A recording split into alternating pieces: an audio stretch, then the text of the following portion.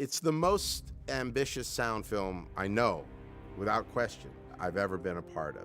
I assumed this movie was going to come out in 2012. So when I heard that they moved it up, I went, oh wow, okay, here it comes. It's coming sooner than we expected. As we were finishing Transformers 2, Michael had said, this one's gonna be much more intimate, fewer explosions. I kind of went on that illusion for a little bit. He had mentioned that he was going to tone down the action. Didn't tone down the action. This is every bit as big as any of the other Transformers films, maybe combined.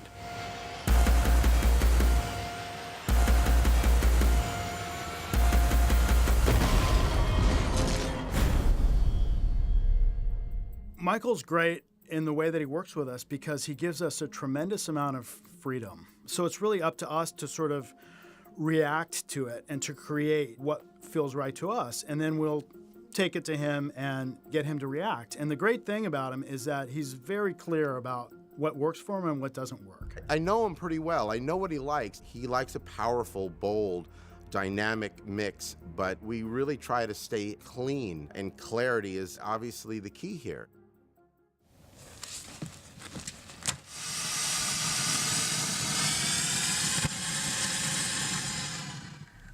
The approach with these movies is to first just collect as many cool sounds as possible.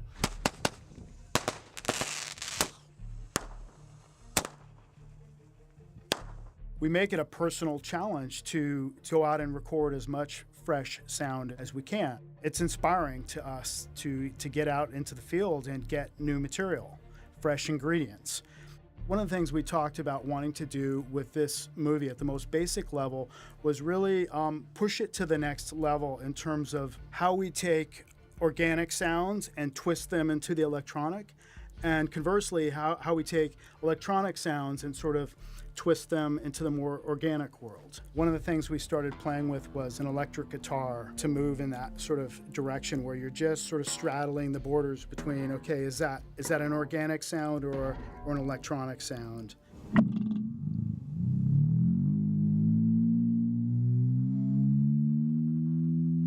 John Marquis performed, maybe an hour or two in 2 separate sessions of guitar licks.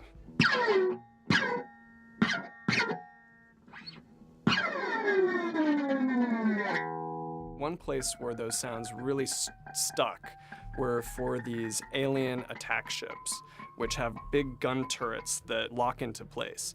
And the motor sounds of those turrets locking into place are 100% John Marquis on the electric guitar. And it's basically a na-na-na. When that sound comes up, the residents of Chicago should feel terror, because they're about to get blown away. For a movie like Transformers, there's a lot of just physical recording things that we need to do. Like there's a military component, so we've got military weapons, machine guns, vehicles. All right, this is going to be a 12-gauge shotgun. Getting our levels set. Take 1.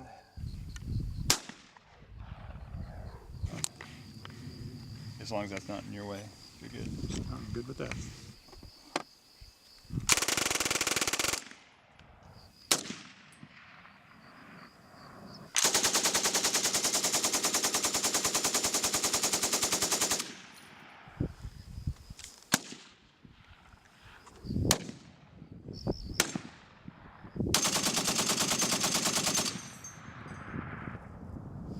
Cut.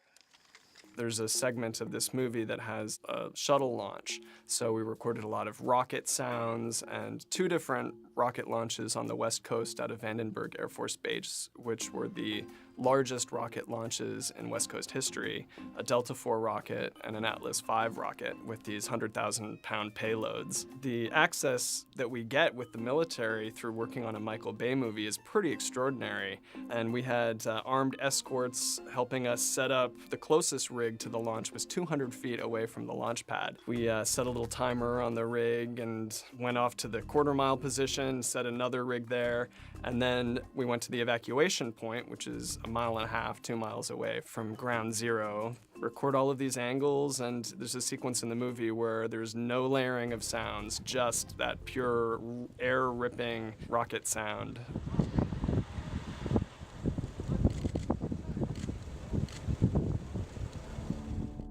One of the great playgrounds for us in sound is on the Foley stage. So doing what we called wild Foley in the beginning of the process yields some really, really fun sounds. One thing that we played with was dry ice, taking different types of metal and letting those resonate on the dry ice.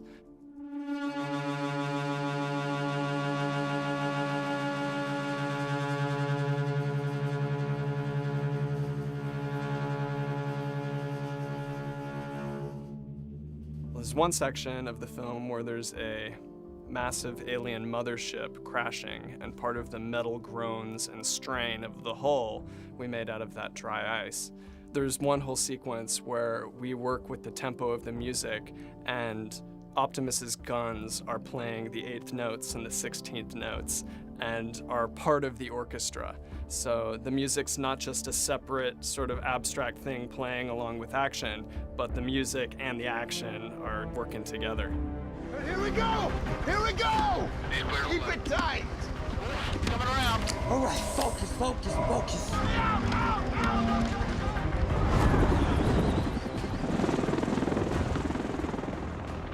This is the first Michael Bay film that we've mixed in 7.1, which is basically a kind of a quad surround experience. You have a left wall, left back, right wall, so there's 4 discrete channels, and there's a lot of movement in this movie. And being that it's also 3D, there's a lot of pulling things into the room. Having the left and right walls, which doesn't come from behind you, allowed me to pull sounds into the front half of the room. I could have a discrete rat-tat-tat-tat, kaboom, kaboom in the left back versus the left wall, and you really felt separation. It's a great format for 3D because 3D does also pull into the room. You still do that with 5.1. You have to have 5.1 because theaters out there right now, I don't know the exact numbers, you're looking at 500 that are equipped to play 7.1 and then thousands and thousands that are 5.1. I had a ball with it, and I showed a couple of sequences to Michael early on, and he just commented, God, the surrounds just feel really cool. What's going on? And I said, well, that's the 7.1. We told you we really wanted to mix this movie in 7.1. I love going to the movies. I know how it is out there. And when we're doing like little delicate balances on things and something we're saying, should we make it a little lower? Is it going to be okay? I sit there and say, midnight screening, 700 people, totally into it, full room. Give it that little extra bit because you need that extra little juice. In here, we've got, 8 guys and we've been working all night and nobody's talking, nobody's cheering at the screen. You've got energy in a movie theater. You've got people that are just like pumped. And when they see things on the screen, they're just like, you feel sound from them. So you want to keep it just rocking. I think we have answered what visually I think is probably one of the most outstanding visual effects film I've ever seen. It turned out as good as I'd ever hoped it would be. And my expectations were very high. Michael's expectations are very high. I can't think of a film ever with him that he's been this excited about the sound of his film. He continually talks about there is just so much here for people to enjoy. This is a cinematic experience unlike anything we've ever done. And I know it, he knows it, everyone on this movie knows it, and I just can't wait for people to actually get a chance to see it.